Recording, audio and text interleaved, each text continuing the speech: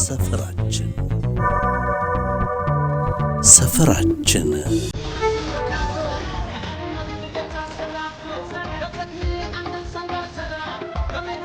ሰፈራችን የከተማችን መገለጫ ነው። ታሪክ ነው፣ ቀለም ነው፣ መልክ ነው።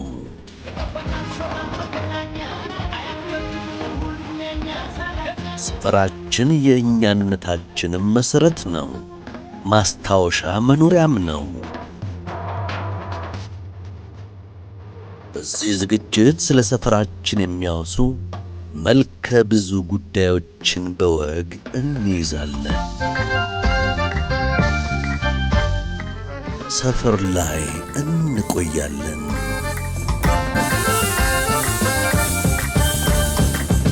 ሰፈራችን አደሬ ሰፈር የህብራዊት አዲስ አበባ ማሳያ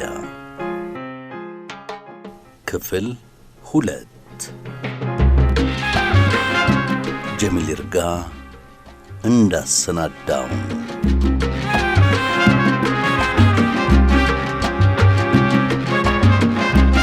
ስለ ከተማችን አዲስ አበባ ባህለ ብዙህነት አቃፊነትና የመከባበር ምልክትነት ማሳያ ከሆኑና አስቀድመው ከሚጠቀሱት ሰፈሮች መካከል የሆነውን አደሬ ሰፈር ባለፈው ሳምንት የማህበራዊ ኑሮውን መልክ፣ ትምህርት፣ የባህል ውርርስ፣ የሰፈሩን ምስረታ እንዴትነትና ሌሎች ጉዳዮችን አውግተን ለዛሬ ተቀጣጥረን ነበር። የተለያየ ነው። ይኸው በክፍል 2ና በመጨረሻው ክፍል ተገናኝተናል።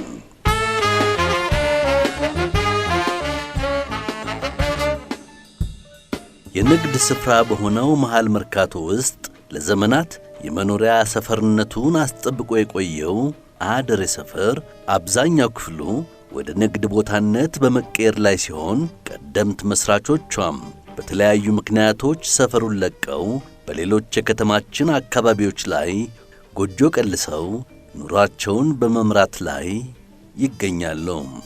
አበው የሰፈሩ ቀደምት መስራቾችም አብዛኛዎቹ በሕይወት የሉም። እስቲ ከብዙ በጥቂቱ እናስታውሳቸው። እነማን ነበሩ? ቀደም ብሎ የገቡ ሰዎች አሁን ለምሳሌ እንደነ አቶ ጌታነህ የሚባሉ አሉ። ሀደሬዎች እንደነ ሀጂ ከሊፋ አሉ። እንደነ ቀኛዝማች ነው ግራዝማች ትኩዬ አሉ። እዛ ቦታ ላይ አንድ የተወሰኑ ደግሞ ህንዶች ነበሩ፣ አረቦች ነበሩ፣ መውለዶችም ነበሩ። ከዛ ባህላ የመጡ ማለት ነው። ሀጂ ፋሪስ የሚባሉ አሉ። የፓርላማ አባል የነበሩ በኃይለ ሥላሴ ጊዜ። አሁን መኪናው እንኳን አላቸው። መኪናው እስካሁን አልሸጡም ብለው ቁጭ ያደረጉት አለ። ስንት ሰው መጥቶ ልግዛቸው ቢላቸው እምቢ ያሉ አሉ። ቁልፍ ተራ አካባቢ ናቸው እና ስማቸውን የረሳሁት ነው እንጂ በብዛት ነበሩ።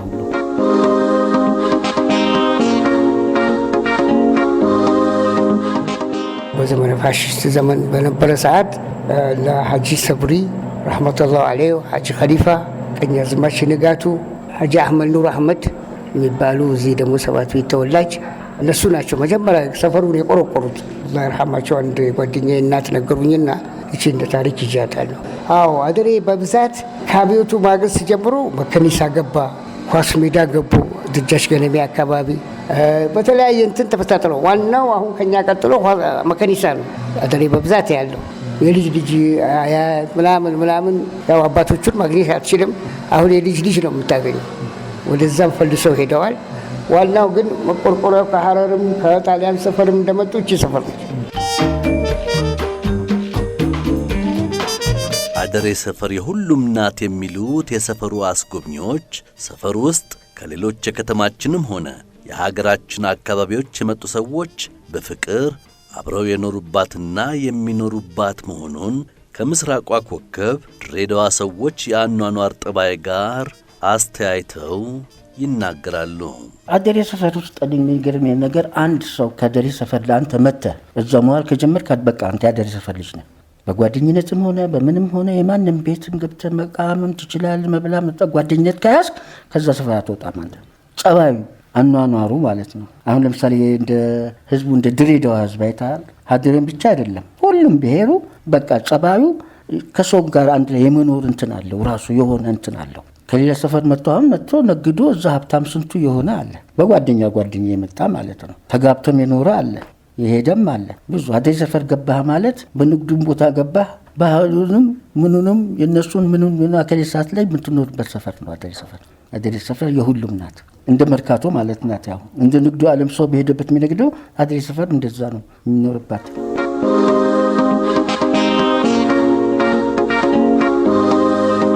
የአደሬ ሰፈር ፕላን በአጤ ኃይለ ሥላሴ ጊዜ የከተማው አስተዳደር በተሻለ መልኩ ያዘጋጀውና የቀየሰው መሆኑን የውስጥ ለውስጥ መንገዶቹም ከሌላው የመርካቶ አካባቢ ሰፋፊ መሆኑን የነገሩን የሰፈሩ ነዋሪዎች የግቢዎቻቸው አሰራር ሌላው ሰፈር ላይ የተለመደ አለመሆኑንና አንዱ ጎረቤት ከሌላኛው ጋር ውስጥ ለውስጥ መገናኘት የሚያስችለው መሆኑን ነግረውናል።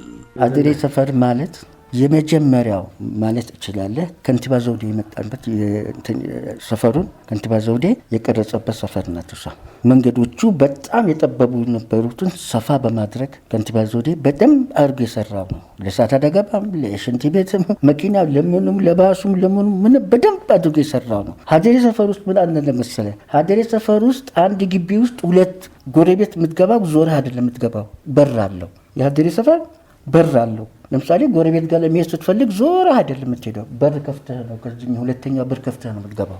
አሁን ጎረቤት ጋር ለመግባት አንተ ከፈለክ ምን ፍቃድ ያስፈልጋል? እንደ ቤተሰብ እኮ ነው። ገብቶሃል? አሁን ያንን ነገር አሁን ቤቱ በጣም አሁን ለምሳሌ የኛ መንገድ መንሱር ቤት ናደም ቤት ብትሄድ በር አለ፣ አይተሃል? ያንን በር ቆርጦት እንደ የጠበበው መንገድ በሙሉ በጣም አስፍቶት ነው የሰራው። እኛ እኔ እንጃ እንደ አደሬ ሰፈር ሰፋ ያሉ መንገዶች በዛን ጊዜ የተሰሩ እኔ አላውቅም፣ ያለም አይመስለኝም። አንዱ ከአንዱ ቦታ ለመገናኘት አቋራጭ መንገድ አከሌ መንገድ ምንም የሚያስቸግርህ ነገር የለም። የዛሬን አያድርገውና በአደሬ ሰፈር ውስጥ ሁሉም የሚተዋወቅና ሁሉም እርስ በእርሱ የሚጠባበቅ በመሆኑ በር እንደማይዘጋ የአንዱ እንግዳ የሌላውም እንደነበር ይነገራል።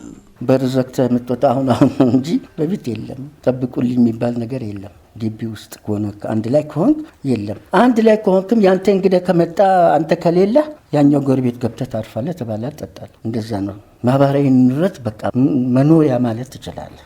አደሬ ሰፈር ቋንቋውና ባህሉ እንትን አይልም። ግን አንዳንድ ትንሽ ነገሮች አሉ፣ ሸሪዓ የምትባል ነገር የሚያጠብቁ አሉ እንጂ አሁን አደሬ ሰፈር ውስጥ የፈለክበት ቦታ ገባ አከሌ እንትና የለም የለም። ቁልፍ ይቀመጣል። ከመጣ ማን ጋር ነው የመጣው? አከሌ ጋር ነው። ከፍተህ ግባ ነው። ስምህ ብቻ ኮድ መንገድ ነው፣ ሌላ ነገር የለም።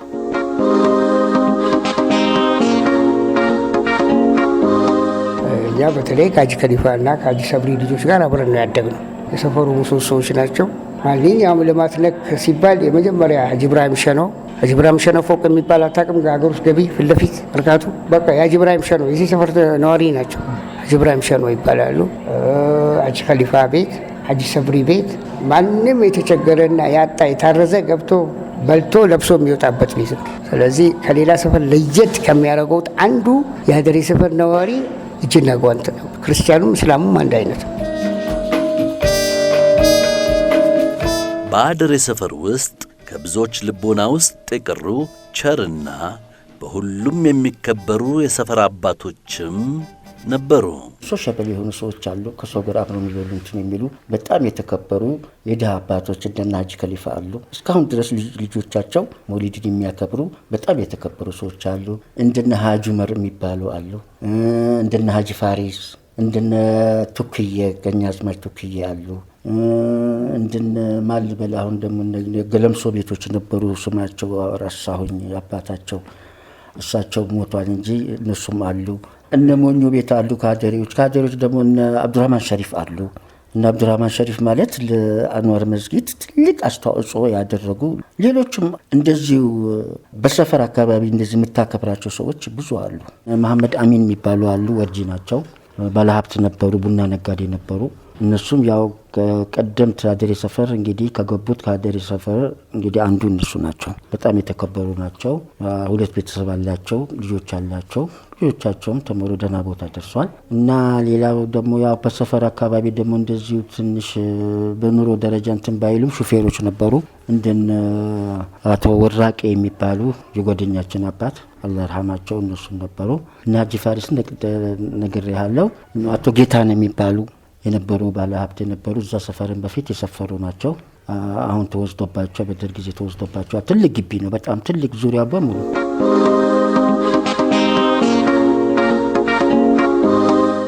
አደሬ ሰፈር ውስጥ በተለያዩ ዘመናት በተለይ ደግሞ በደርግ ዘመን የተሰሩት የልማት ሥራዎች እስካሁን ድረስ ሳይደበዝዙ አገልግሎት በመስጠት ላይ ይገኛሉ።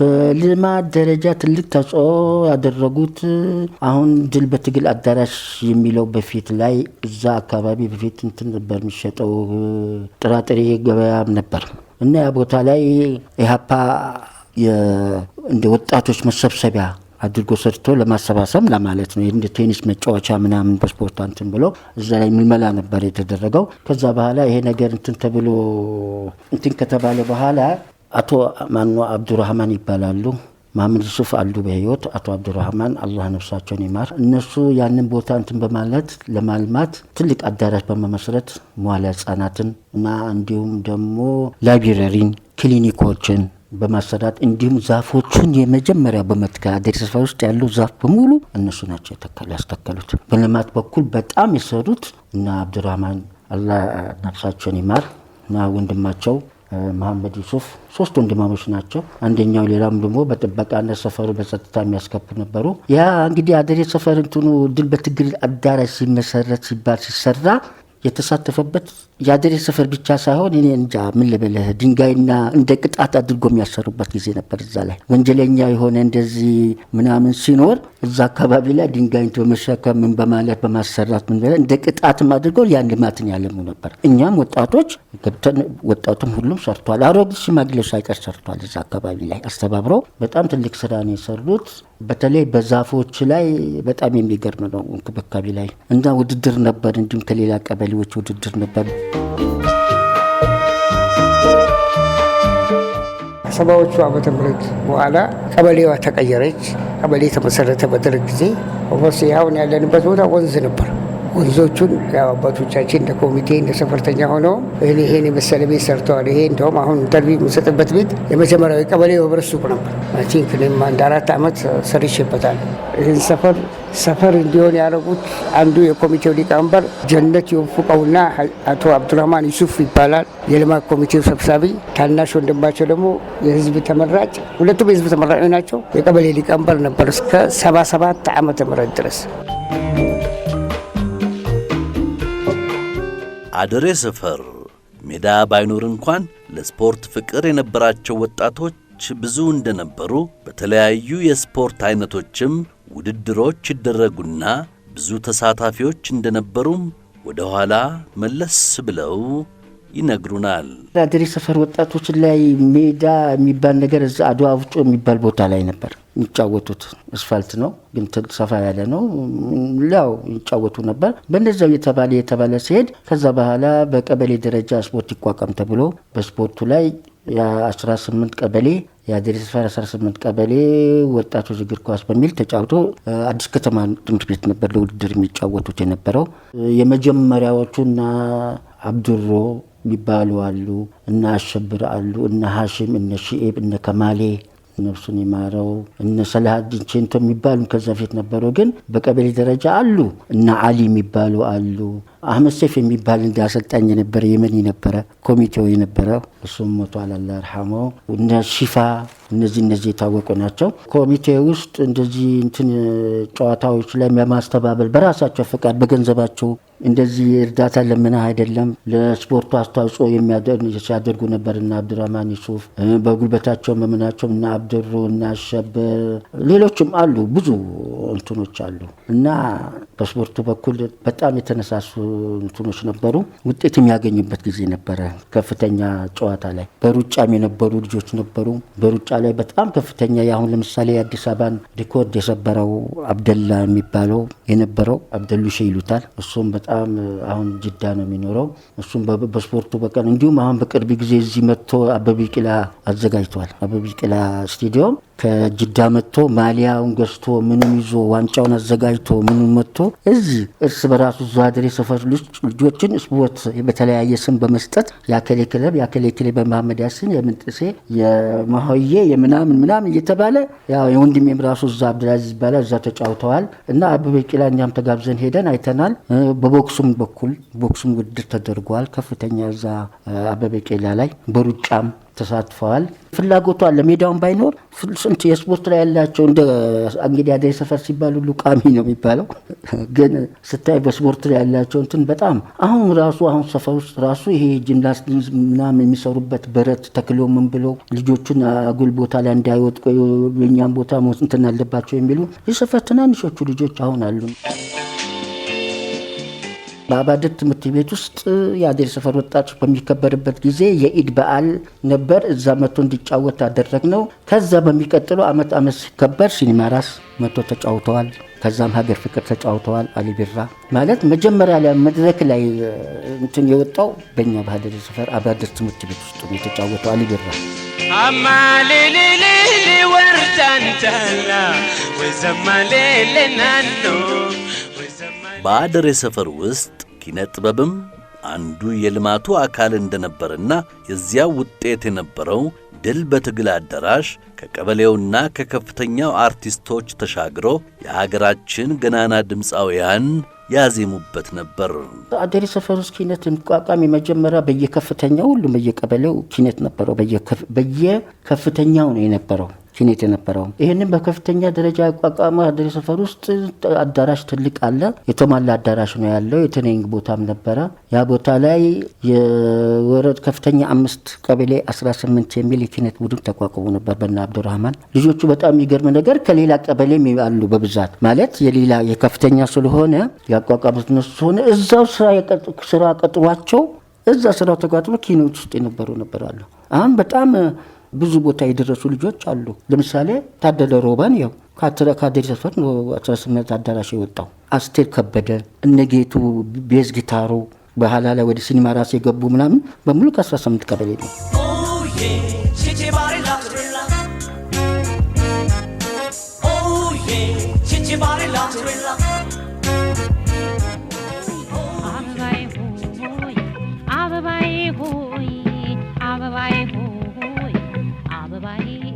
ያ ኪነት ቡድኑ ሲቋቋም ዝም ብሎ እንደሌላው ኪነት አይደለም። እንደ አዲስ አበባ ደንበኛ መሳሪያ የሙዚቃ መሳሪያ ሌላ ከፍተኛ የሌለው አዲስ አበባ ውስጥ የሌለውን ተገዝቶላቸው ጥላሁን ገሰሰ ማልበል ዘፋኞች በቃ ማልበል ያላጀቡት ዘፋኝ የለም። እነሱ ጥላሁን ገሰሰ ራሱ በጣም ነው የተደነቀባቸው። ኩኩ ሰብስቤ እና አመልማል ኬኔዲ መንገሻ ያ ኪነትን እንግዲህ ተመልከት አጅቦ ሲሰሩ የነበሩት ወረዳ 5 አደሬ ሰፈር ድል በትግል አዳራሽ ኪነት ቡድን የታወቀ ነበር። እንዲሁም ካለ ኢትዮጵያ ውስጥ ካለ ኪነት ቡድን በመሳሪያ ጨዋታውና በምን ሁሉ እንዲሁም በሙሉ ተጠቃለው የት ነው የገቡት? ከዛ እውቀትን መስርተው ምን ብለው ልምድ አግኝተው ነው ሲኒማ ራስ የተቀጠሩት።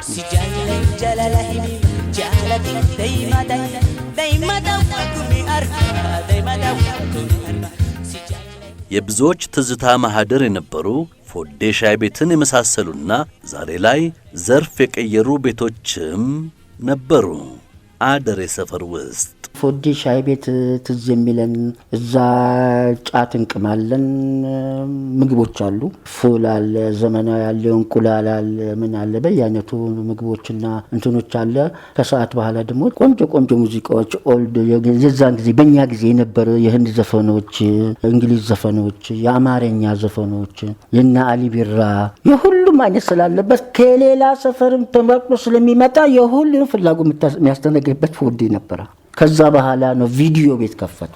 ከዛ በኋላ ከነሱ ፊት ለፊት ደግሞ እነ ታሙር ቤት የሚባል ጠጅ ቤት ነበር። እነሱን ጠጃቸውን ትተው ቪዲዮ የመጀመሪያ ያስገባ አለ የሚባል ከአደሬ ሰፈር ውስጥ የኛ ሰፈር ነው ቪዲዮ ቤት የነበረ 2 ፎዴና እነ ታሙር ቤት የሚባል ቪዲዮ የመጀመሪያ የዛን ጊዜ ቅንጦት ጋር አይገባም ተብሎ የደርግ ጊዜ ከፍተኛ እንትን የሚባል ጊዜ አንድ እንትን የተገዛው የዛኔ ትዝ ይለኛል። ስንት ነው እሱ? 37,000 ብር ነው አንድ ዴክ መጫወቻው። ማን ይገዛል የዛን ጊዜ? የት ቦታ ላይ ሄደህ ነው የምትገዛው የዛን ጊዜ? እና ፊልሞቹን በአይነት የሚታይ ነበር። ከዛ በኋላ ተያይዞ ሄዶ የፊልሞቹ ድል በትግል አዳራሽ ፊት ለፊት እነሱም ተሰማሩ ወደዛ እያለ ነው እንግዲህ ከኛ ነው የጀመረው።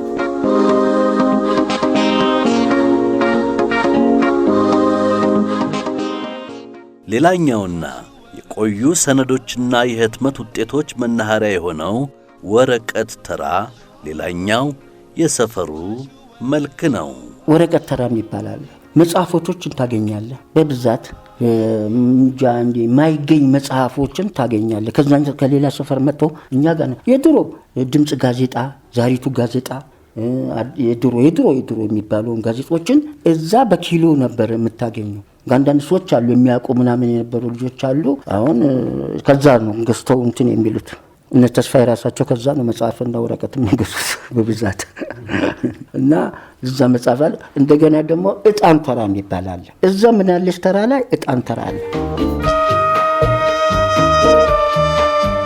የውጭ ዜጎች ብሎ ለማለት የሚከብዱ ከኢትዮጵያውያን ጋር ተጋብተው የተዋለዱና ሀገሬውን ከአዳዲስ የንግድ አይነቶችና መንገዶች ጋር ያለማመዱ አረቦች፣ ህንዶችና ቱርኮች በአደሬ ሰፈር ላይ ታች ካሉት መካከል ናቸው።